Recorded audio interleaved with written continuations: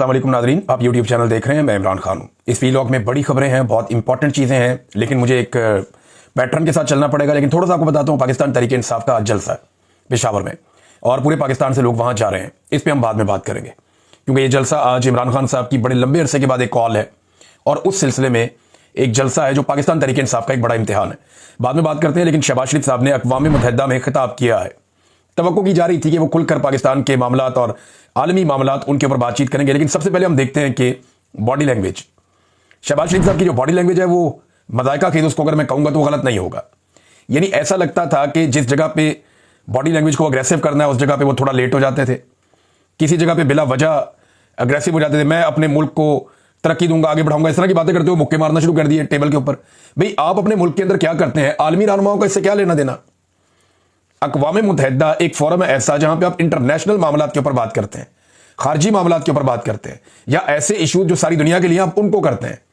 तो शहबाज शरीफ साहब की एक तो बॉडी लैंग्वेज और बाकायदा इनको तैयारी करवाई जाती है। मैं बहुत पहले से जानता हूं, मैं एक ऐसी टीम को और उनके लोगों को जानता हूं जो शहबाज शरीफ साहब को तकरीर की तैयारी करवाते थे। अच्छा, मैं एक ऐसी और टीम को भी जानता हूं जो मरियम नवाज को भी ये तैयारी करवाते थे।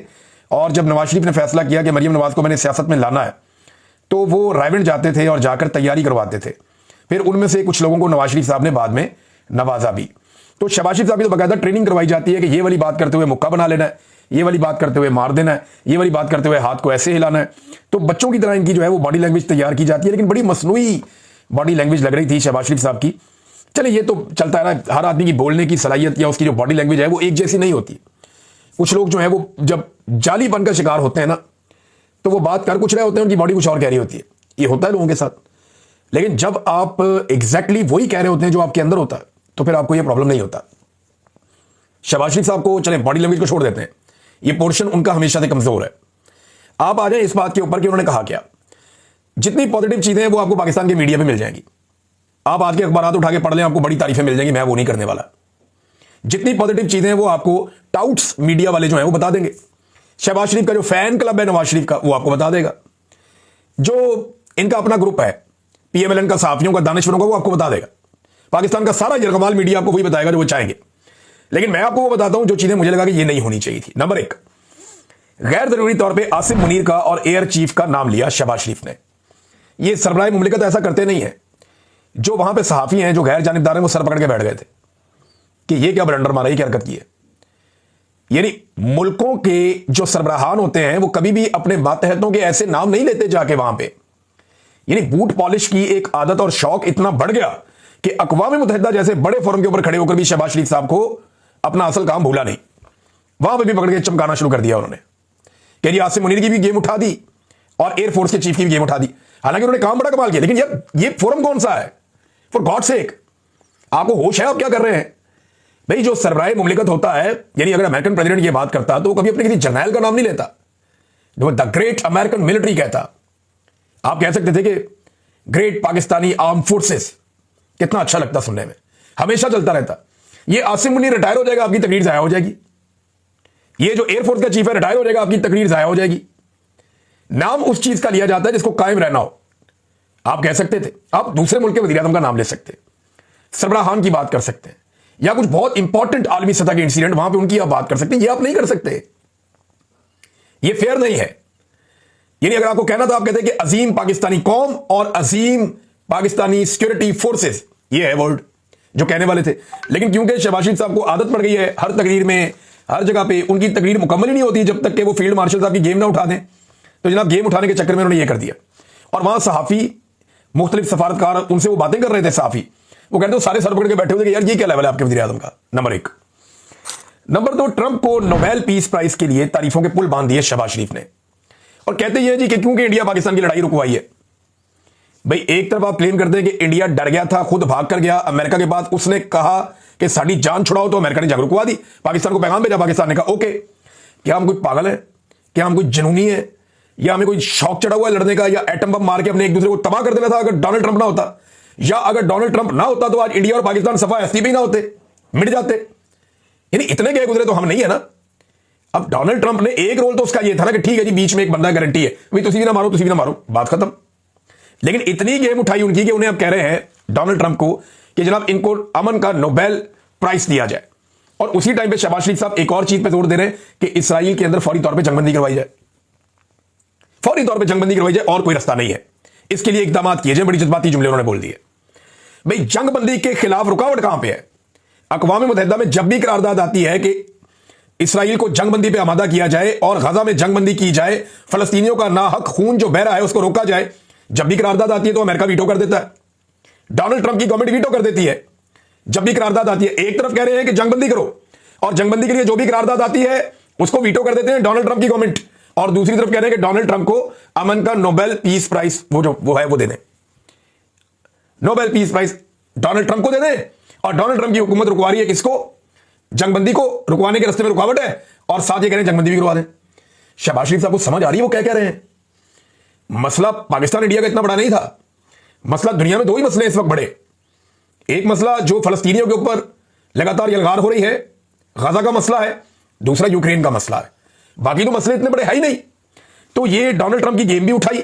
अच्छा, दूसरा ये इनको यहां मुतालबा करना चाहिए था शहबाज शरीफ को कि मैं अमेरिका में मौजूद हूं, मैं अमरीकी हुकाम से यह मुतालबा करता हूं कि आइंदा जब भी करारदाद आए जंगबंदी के लिए तो अमेरिका उसको वीटो ना करे। और यही बात शहबाज शरीफ को डोनाल्ड ट्रंप के सामने करनी चाहिए थी, लेकिन उसके लिए जरूरत चाहिए। जो आदमी अपने आर्मी चीफ के सामने नहीं बोल सकता, वो डोनाल्ड ट्रंप के सामने क्या बोलेगा? फिर सैलाब के मामले में शहबाज शरीफ साहब ने कहा जी कि सैलाब आया हुआ है, तबाही है, हम जी लोन नहीं लेना चाहते, यानी इमदाद में मिलती नहीं है, लोन हम लेना नहीं चाहते। ये सूरत तो यही है ना। तो सैलाब मुतासरीन के लिए आपने किया क्या है मियां साहब? जब से पाकिस्तान में सैलाब आया, आप टिक नहीं रहे पाकिस्तान में। कभी आप चाइना चले जाते हैं, कभी आप कहीं चले जाते हैं, कभी आप यूएई चले जाते हैं, कभी आप लंदन चले जाते हैं, कभी आप यूरोप चले जाते हैं, अब आप अमेरिका पहुंच गए। अब आप वापस आने का आप नाम ही नहीं ले रहे। पाकिस्तानी डूब डूब के थक गए, वहां पे पानी में से लाशें निकल रही हैं। ना आपने लोगों को खुराक दी, ना आपने लोगों को रेस्क्यू किया, ना आपने लोगों को बचाया डूबने से, कोई ख्याल उनका नहीं रखा। बीमारियां वहां पे फैल गई हैं, और अब जाके दुनिया को एक कहानी नहीं सुना रहे हैं। क्लाइमेट चेंज के लिए आपने क्या किया? क्या कोई शजरकारी मुहिम आपने चलाई? कोई भी नहीं। क्या आपने दरख्तों की कटाई रोकी? कोई भी नहीं। क्या आपने किसी भी लेवल के ऊपर पाकिस्तान में क्लाइमेट चेंज के जो असरात हैं उनको कम करने की कोई कोशिश की? बिल्कुल नहीं की। तो जब आपने ये किया नहीं तो फिर आप इसके ऊपर बातें नहीं कर सकते ना। नाज़रीन, एक और बड़ा डरावना ख्वाब जो ख्वाजा आसिफ साहब को देखना पड़ गया वो मैं आपको बताता हूं, लेकिन पहले एक खबर, एक बड़ी खबर मैं आपके सामने रखूंगा। मेरे एक सोर्स ने यह दावा किया अमेरिका से, और उसका दावा यह है कि पाकिस्तान इसराइल को तस्लीम करेगा। और दावा उसने यह किया कि कैसे तस्लीम करेगा वो भी उसने मुझे बताया। उसका यह कहना है कि फलस्तीन के कुछ इलाकों के लिए एक निगरान फौज तश्कील दी जाएगी, एक फोर्स बनाई जाएगी जिसमें मुख्तलिफ ममालिक के फौजी और अफसरान होंगे। ये फिर सुन लें आप। वो ये कह रहा है कि फार्मूला जो अंदर खाते तय पा गया वो ये पा गया कि फलस्तीन के इलाकों के लिए एक निगरान फोर्स बनाई जाएगी, और वहां पे जो फोर्स बनाई जाएगी उसमें मुख्तलिफ ममालिक की सिक्योरिटी फोर्सेस होंगी, और उसमें पाकिस्तान की शमूलियत इस शर्त के ऊपर हो जाएगी कि पाकिस्तान इब्राहिम अकॉर्ड के ऊपर दस्तखत कर दे। आगे बात समझ। तो मैंने कहा जी ये इससे क्या फर्क पड़ता है? पाकिस्तान तो फलस्तीन में जा रहा है ना हिफाजत के लिए, तो इसराइल का इससे क्या? उनका नहीं, पाकिस्तानियों को यह चूरन बेचा जाएगा, जो उसका दावा है कि पाकिस्तानियों को, सोर्स है मेरा, ये उसका दावा है और मैंने आपको एज इट इज बता रहा हूं। उसने कहा जी पाकिस्तानियों को यह चूरन बेचा जाएगा कि जनाब क्योंकि हम फलस्तीनियों की मदद करने के लिए वहां पे जा रहे हैं उस सरजमीन पे, लिहाजा इस नेक मकसद के लिए अगर इसराइल को तस्लीम भी करना पड़े तो यह कोई बुरी बात नहीं है। तो इस तरह पाकिस्तानियों को बताया जाएगा कि मस्जिद अक्सा के तहफ़्फ़ुज़ के लिए हम जा रहे हैं, ये अल्लाह ताला ने हमें सादत दे दी है, लिहाजा हम इसराइल के साथ इब्राहिम अकॉर्ड पे दस्तखत कर रहे हैं। ये एक चूरन कौम को बेचा जाएगा। ये मेरे एक सोर्स ने मुझे ये बात बताई, और वो कहता है जी मैं इस बात के ऊपर कायम हूं, ये होगा। बहरहाल मैंने आपको पहले बताया वक्त से। एक और चीज नाज़रीन, ख्वाजा आसिफ साहब ने, जो खातून एक थी जो ख्वाजा आसिफ साहब के पीछे भी बैठी हुई थी, उन्हें वजीर आजम की सीक्रेट फाइल्स तक रसाई भी है। उनका क्लेम है कि वजीर आजम की ये जो तकरीर है जिसमें इतने बड़े बड़े ब्लंडर्स हैं, ये उन्होंने लिखी है, लिखवाई है। और वो खातून का मुबैना तौर पे इसराइल के साथ एक ताल्लुक भी है, हमायती हैं वो कि पाकिस्तान इसराइल को तस्लीम करे, यानी प्रो इसराइल उनके ख्यालात हैं। तो ख्वाजा आसिफ साहब ने तो उसे डिसोन कर दिया, मेरा कोई तल्लक नहीं है, और मैं जानता भी नहीं भाई किसने लाके पीछे बैठा दिया। वजीर कानून से पूछा, कहता मैं नहीं जानता किसने लाके बैठा दिया। वजारत खारजा से पूछा, वो भी भाग गए। उन्होंने कहा जी इस औरत से हमारा कोई ताल्लुक नहीं है, और ना ही इस खातून को लाकर यहां पे इसहाक डार साहब ने बैठाया। हालांकि जर्नलिस्ट जो है उनका ये दावा है, जो जर्नलिस्ट इसको जानते हैं इस मामले को, उनमें से एक बड़े सीनियर जर्नलिस्ट हैं, उन्होंने दावा किया कि ये खातून जो यहां पे आके बैठी हैं, ये जब तक के वजीर खारजा की क्लियरेंस नहीं ना हो ये आके बैठ नहीं सकती, मुमकिन नहीं है। बहरहाल आज उस खातून को एक साइड में बैठा दिया गया, कॉर्नर में। वो वहां नहीं बैठी जहां पहले बैठी थी, लेकिन इस खातून के बारे में बड़ी अजीब किस्म की पुरस्कार बातें सामने आ रही हैं। मैं कोई इनके खिलाफ नहीं हूं, देखें, ये उनका राइट है कि वो ये समझे कि पाकिस्तान को क्या करना चाहिए, इसराइल के प्रो होना या खिलाफ होना, ये उनका जमहूरी हक है। अगर वो उसके खिलाफ है उनके हक में, लेकिन पाकिस्तान का एक मौक़िफ़ है जिस वजह से पाकिस्तान का वज़ीर दिफा, वज़ीर कानून, वज़ारत खारजा कोई भी उसको ओन नहीं कर रहा। अब एक ऐसी खातून जैसे कोई भी ओन नहीं कर रहा, वो पाकिस्तानियों के खर्चे में एयरफोर्स 1 के अंदर बैठती है और अमेरिका पहुंच जाती है। वो वज़ीर आज़म के साथ होटल में रहती है और वहां उनके सीक्रेट फाइल्स तक उनकी रसाई होती है। उसके बाद वो अक़वाम मुत्तहिदा के अंदर दाखिल हो जाती हैं और सब कह रहे हैं जी हमें पता ही नहीं है। How is it possible? ये बड़ी अजीब चीज है। अब एक आदमी रह गया है शहबाज शरीफ, जो इसके बारे में कुछ बता सकता है। बहरहाल देखते हैं शहबाज शरीफ साहब इसके बारे में क्या कहते हैं। ख्वाजा आसिफ साहब का एक और बड़ा हैरान कुन ब्लंडर सामने आया। वैसे ख्वाजा आसिफ साहब को ना काबू करना चाहिए, ये इंटरव्यू देकर फंस जाते हैं। ख्वाजा साहब ने मेहदी हसन साहब को इंटरव्यू दे दिया और ख्वाजा साहब समझे जैसे पाकिस्तान का कोई सहाफ़ी इनके साथ तयशुदा इंटरव्यू कर रहा है, तो वो वहां पे मौजे मारते हुए चले गए, मटर कश्तियां करते हुए, जनाब मसला ही कोई नहीं, मैं तो पाकिस्तान में बड़े इंटरव्यू देता हूं। तो जनाब पाकिस्तान में आपको हल्की हल्की गेंदे फेंकते हैं।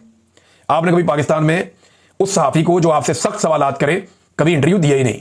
कभी आए ना सामना करें, आपको पता चलेगा इंटरव्यू होता क्या है। बहरहाल मेहदी हसन के हत्थे चढ़ गए। मेहदी हसन ने फिर इनसे सवालात किए। उन्होंने कहा जी आपके मुताबिक पाकिस्तान में हाइब्रिड निज़ाम है, दोगला। बहुत से ममालिक में आर्मी चीफ वज़ीर दिफा को जवाबदेह होता है। आप वज़ीर दिफा जो आपके आर्मी चीफ हैं वो आपको जवाबदेह हैं? क्या आप ज्यादा ताकतवर हैं? आपका आर्मी चीफ आसिम मुनीर ज्यादा ताकतवर है?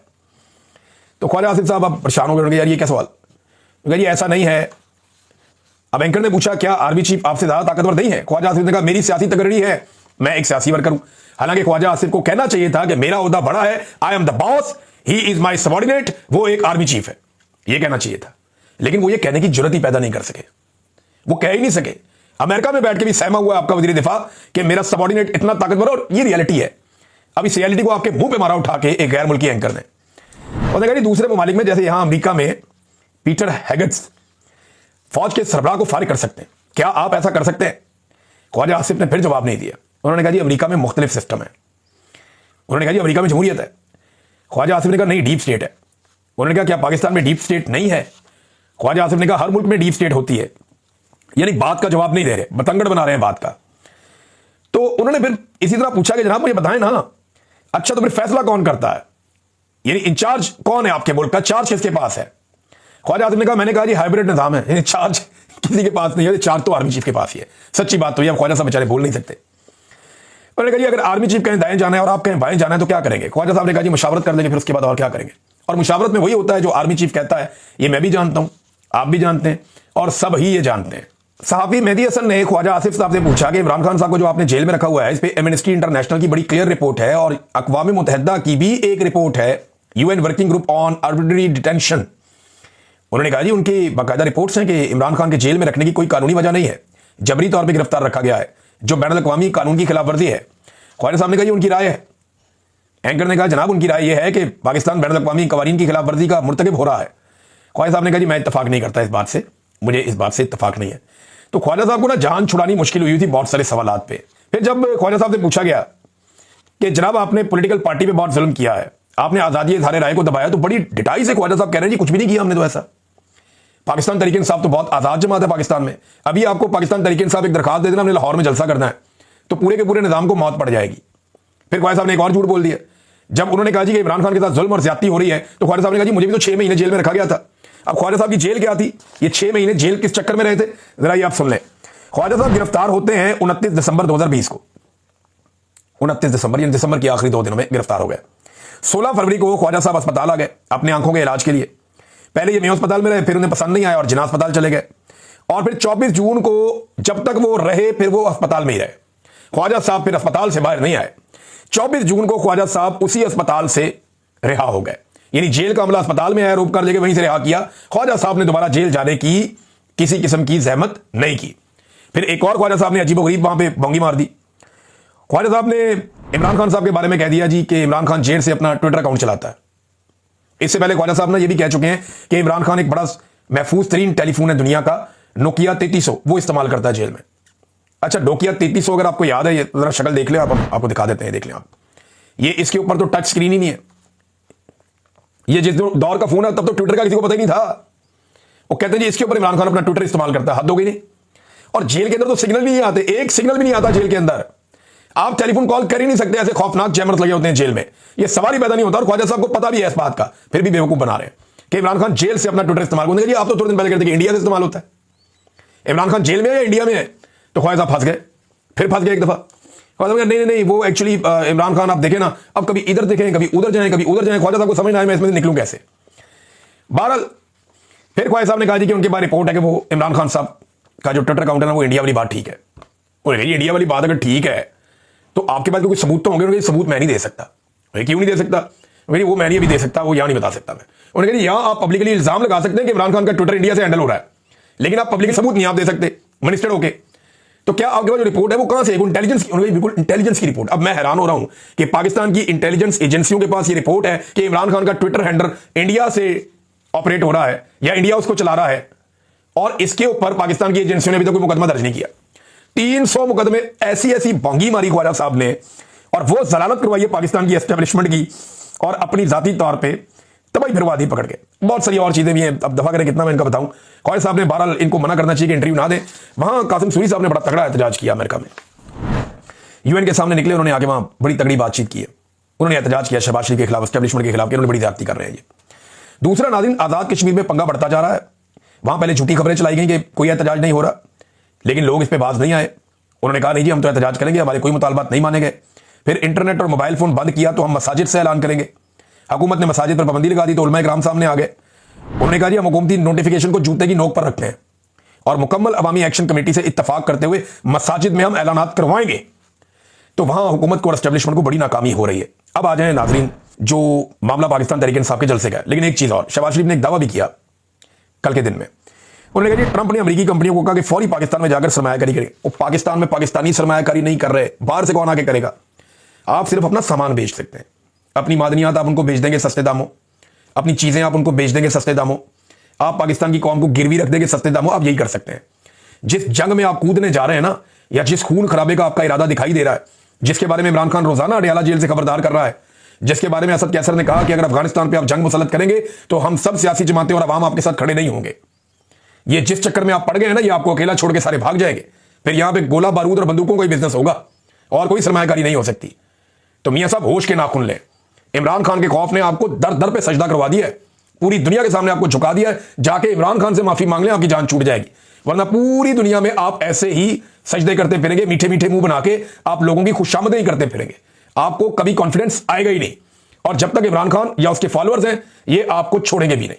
नाज़रीन, पाकिस्तान तहरीक इंसाफ का पेशावर में जलसा और पूरे पाकिस्तान से काफिले इस तरफ जा रहे हैं। आज हम इसके ऊपर एक ट्रांसमिशन करने जा रहे हैं, क्योंकि टीवी चैनल तो करेंगे नहीं, तो हम सारे जो डिजिटल मीडिया के लोग हैं जिनकी आवाजें बंद की गई हैं, हम सब मिलकर आज एक बड़ी ट्रांसमिशन करेंगे। सिंध से, बलूचिस्तान से, पंजाब से, आजाद कश्मीर से, गिलगित बल्तिस्तान से और पूरे खैबर पख्तूनख्वा से काफिले पेशावर की तरफ बढ़ रहे हैं।